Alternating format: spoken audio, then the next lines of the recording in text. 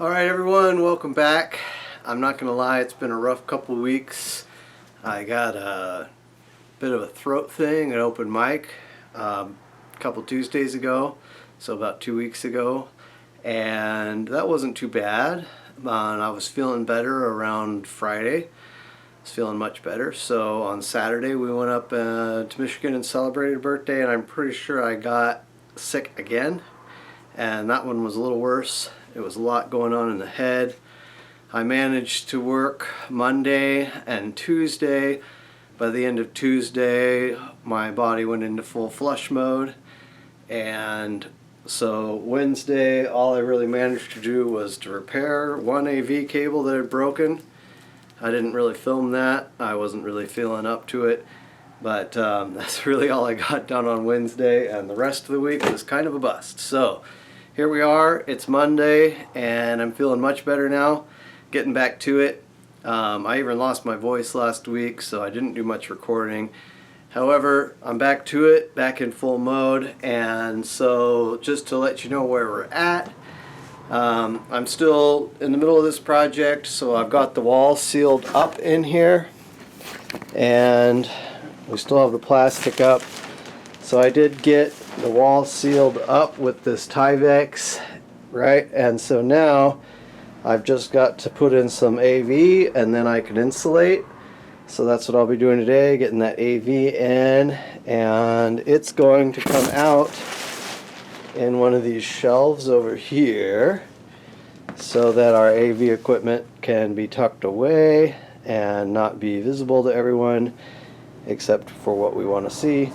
And also we're moving forward on the business things, so we've gotten later this week, probably tomorrow, I'll be going to the bank and starting bank accounts, which is pretty exciting.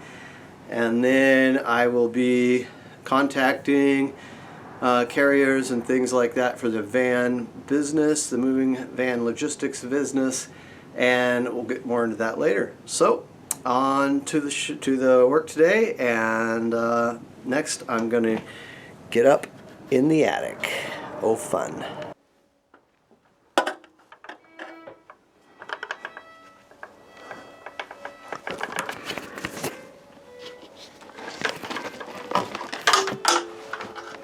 Well, I can't say I'm a fan of the way they wrapped up the wires. Alright, now that we got that mess straightened out, back up we go. Alright, so as you can see behind me, I've been getting the insulation in here, and I ran into the end here and need a few more supplies, so I gotta go shopping, and while I'm out, I think I'm gonna start some business bank accounts. Time to see if this old van will start. Let's see. Come on, yeah! Awesome. Alright, first stop, you guessed it, Menards. Next stop, Prime Trust. Alright, that took hours to set up 3 business bank accounts. It's gotten a lot more complicated, more on that coming in the future, but it's done. We've got the accounts, money is being moved, that's going to take a few days, and now I am going to go get something to eat. What are we having for lunch? We're having steak and shake, yeah. Here we are, waiting for our food. Alright, made a run this morning to help someone out. Now we're back to the project here. As you saw before, we got the insulation in, and I've got these AV wires that I ran, and I'm going to get them into this bookshelf, which is open from the other side in this room over here. And so I'm going to get inside that bookshelf, move some things, of course, always moving things, and install. I got my AV plate started yesterday, got the through connectors for the AV, and then I'm going to have power and cable in this plate as well.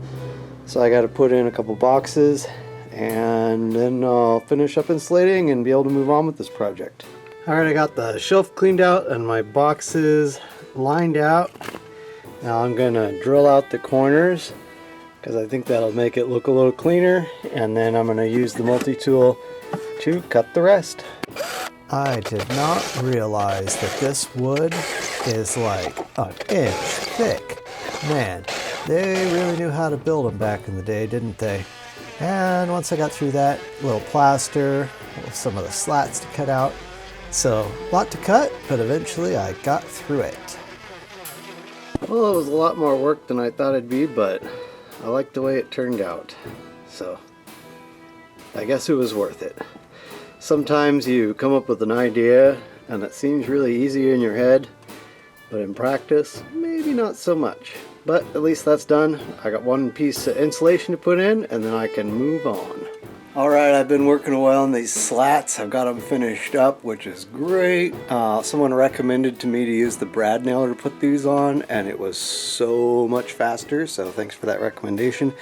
Although I did run out of brad nails, so I went ahead and finished up with the old hand nails that I had on the top. So, saved me a trip to the hardware store and got her done. Here it is.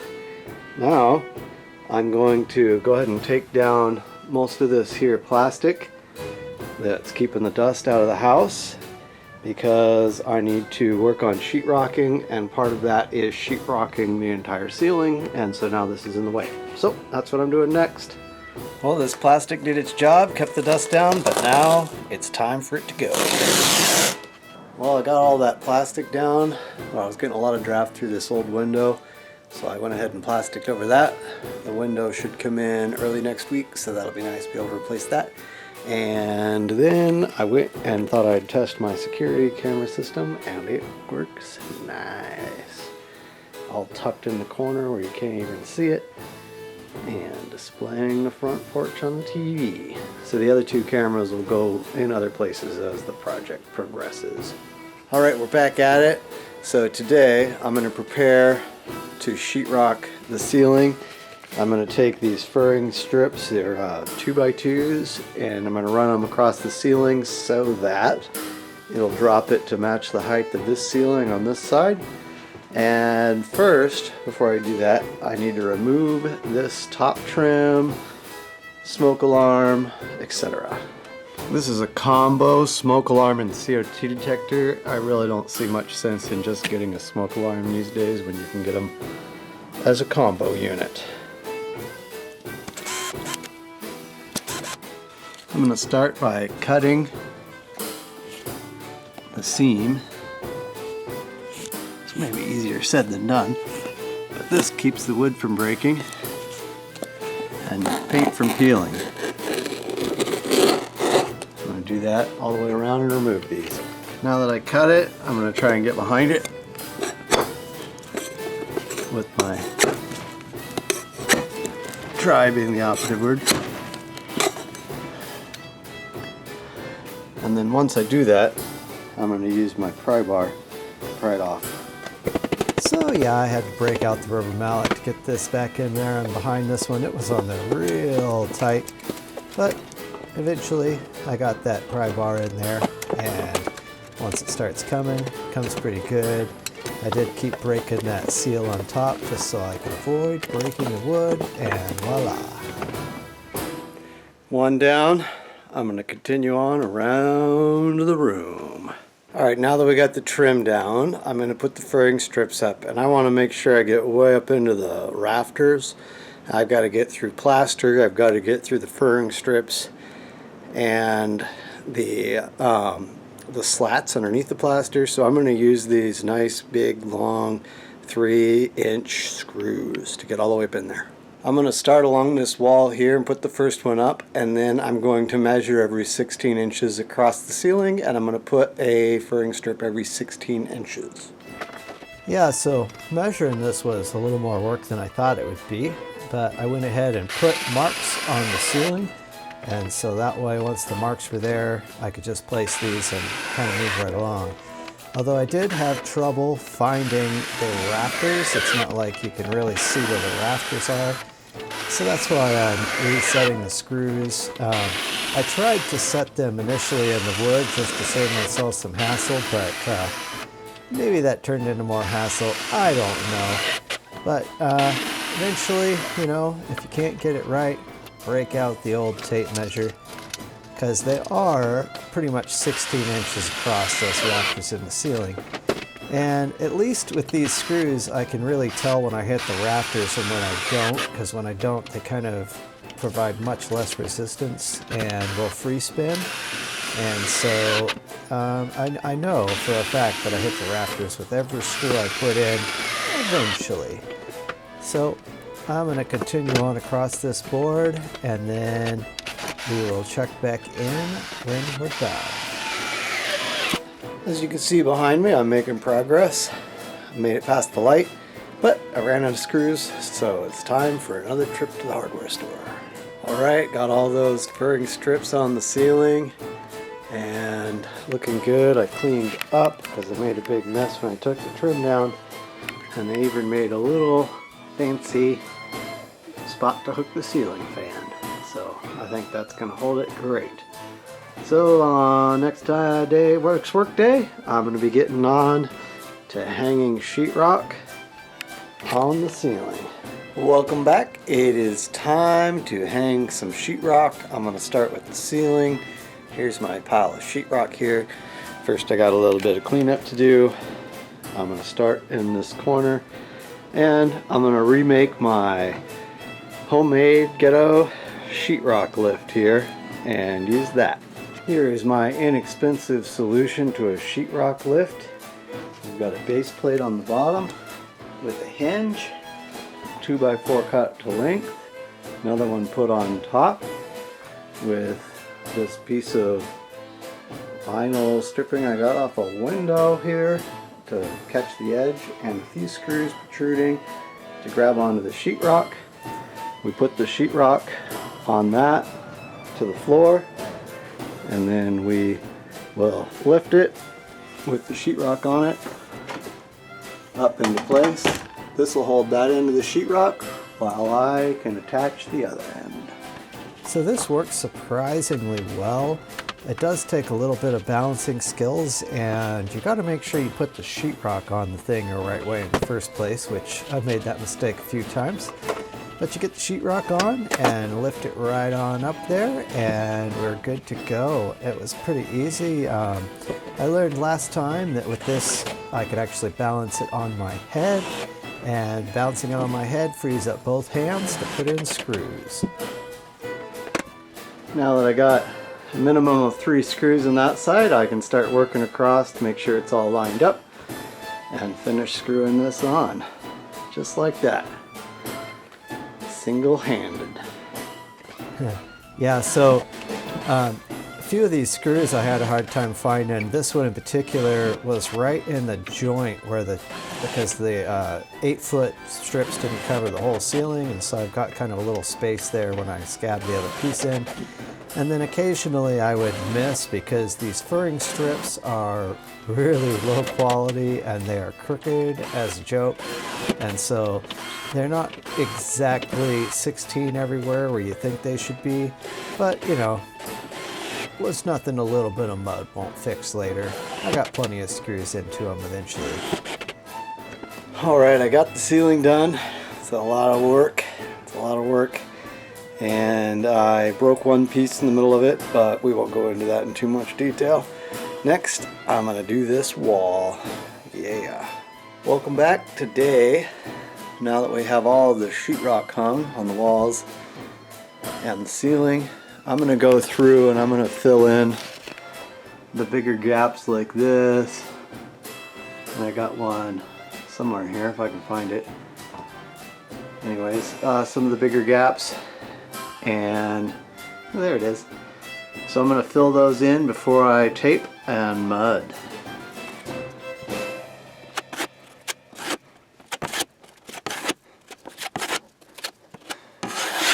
We've got to really get it up in there so it stays.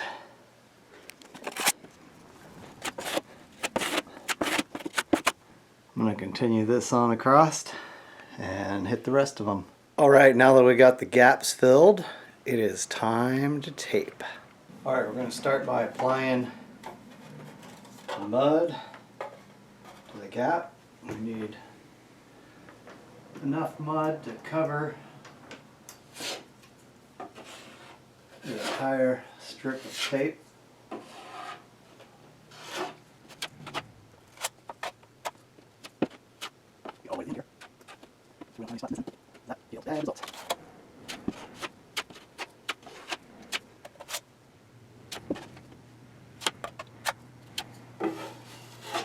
we are gonna start with the butt connections.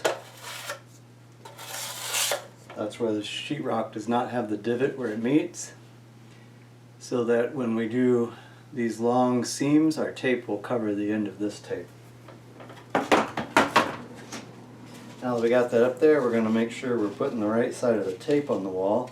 The tape naturally folds one way. You want the back side of that fold. I'm going to start right there. Just press it on nice and centered. Get here to the end. Use our knife. Take the tape off.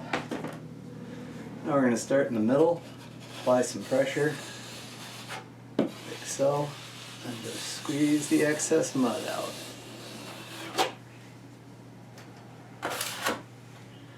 Back the other way.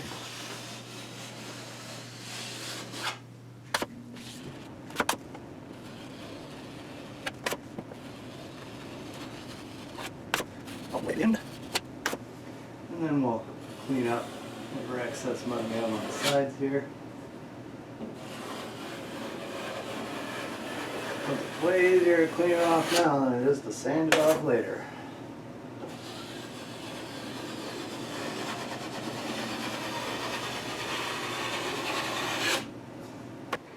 Here's what it looks like when we're done. So I'm going to continue on.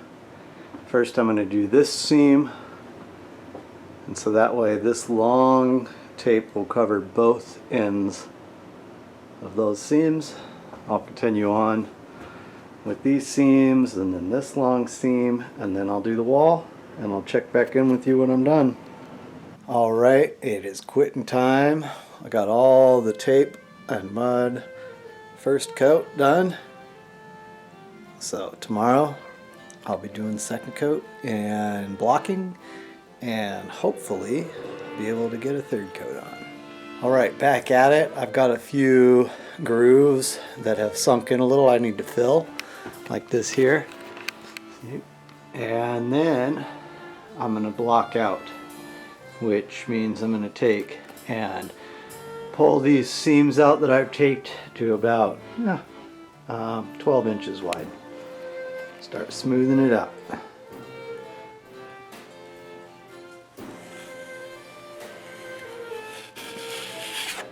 Alright everyone, I'm not going to lie, sheetrock is not my strong suit.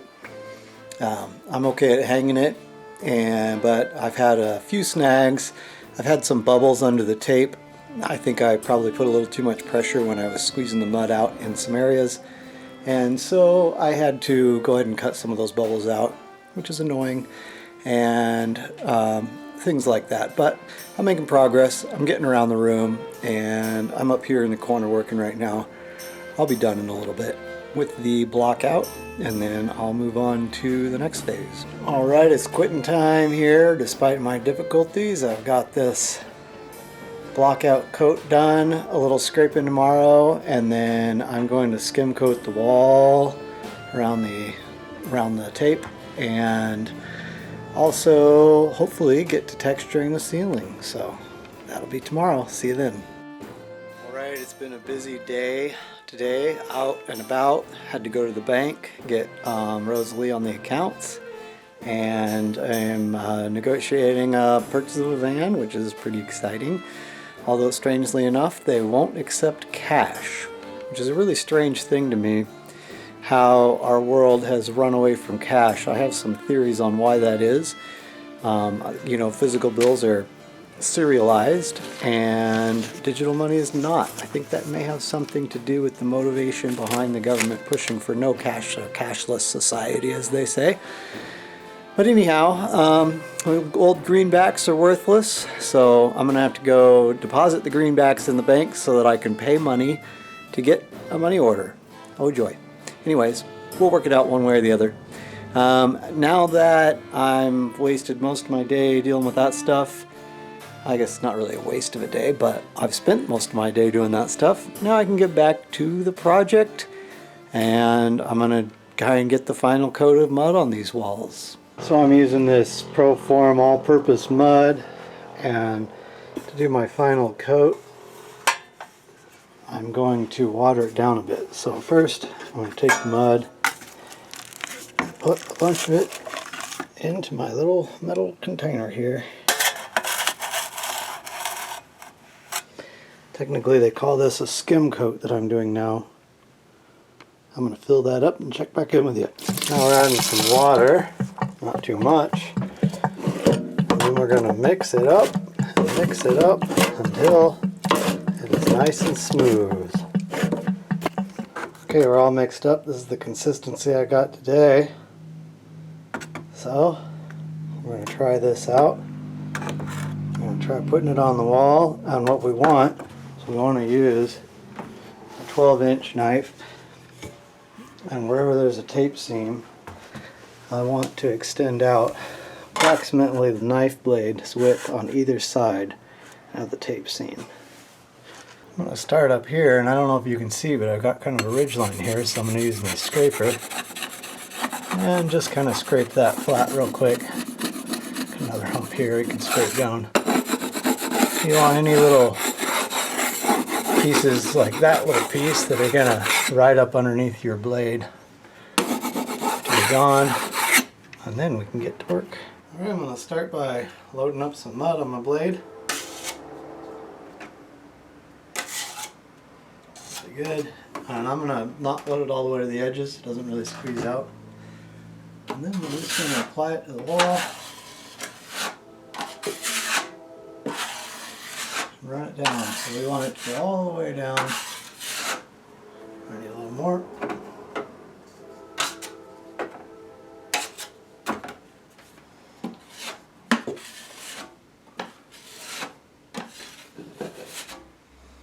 And then we'll scrape it off.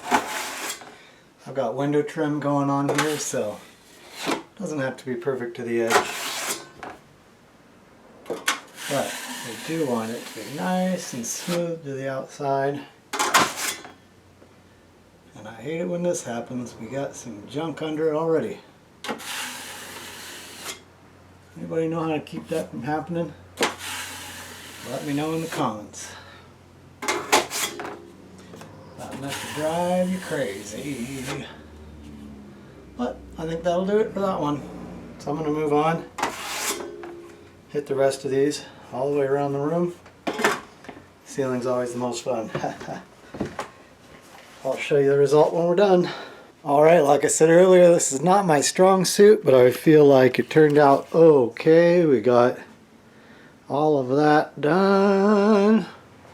So next time I come in here, I will be attacking this with a little bit of wet sanding, and then I can move on to paint. Yes, finally. And so to finish the episode out here, we're going to go outside and take a look at some of our first spring flowers of the year. This is our first spring, and so we didn't really know what was going to pop up.